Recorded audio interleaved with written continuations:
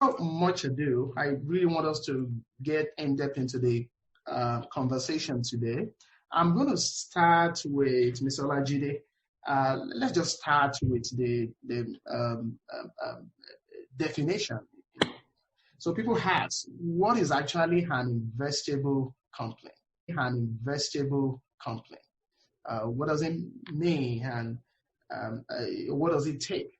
Could you help maybe shed a little bit more light on what does it mean to have or to conceive an investable company or leading one?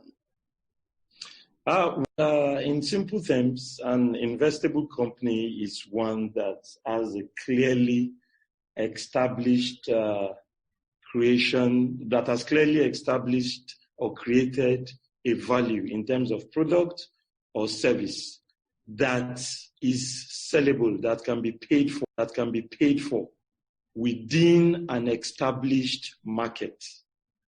So before you can say you have an investable company, you must have created some sort of value, because the simple goal of a company is to actually create value by offering services and products that are willing to pay for. So it must first be established, okay, what I want to sell or what as a service or as a product, are there people willing to buy it? What is the size of the market?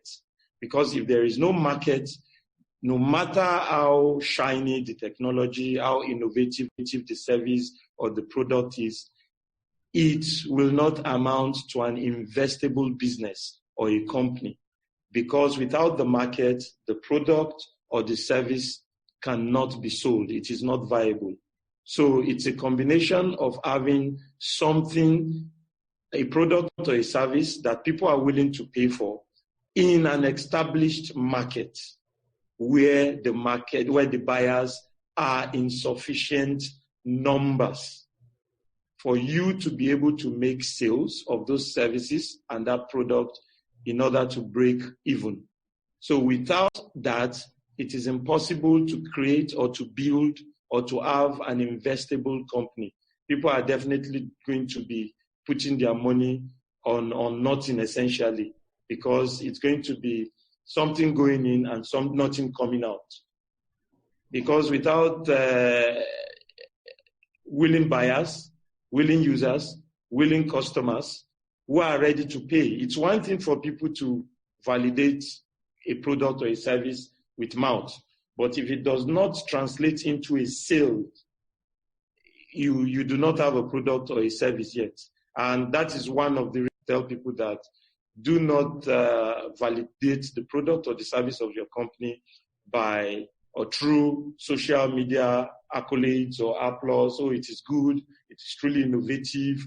First and foremost, look for a circle of prospective or potential buyers or users of that product, present it to them, get the pricing right, or just present it and try to test if there are going to be buyers. But before that is actually done, there are a lot of data and statistics out there that can actually be used to validate the availability of market gaps or needs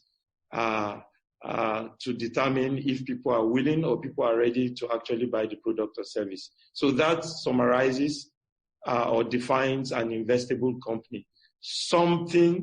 A company that develops, creates, or that offers a product or service that people are willing to pay for in an established market with enough numbers of buyers, of people willing to pay for it.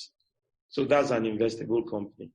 Yeah, thank you so much. For shedding a little more light on that, so that it is not just enough even to have a product or service that people are willing to pay for.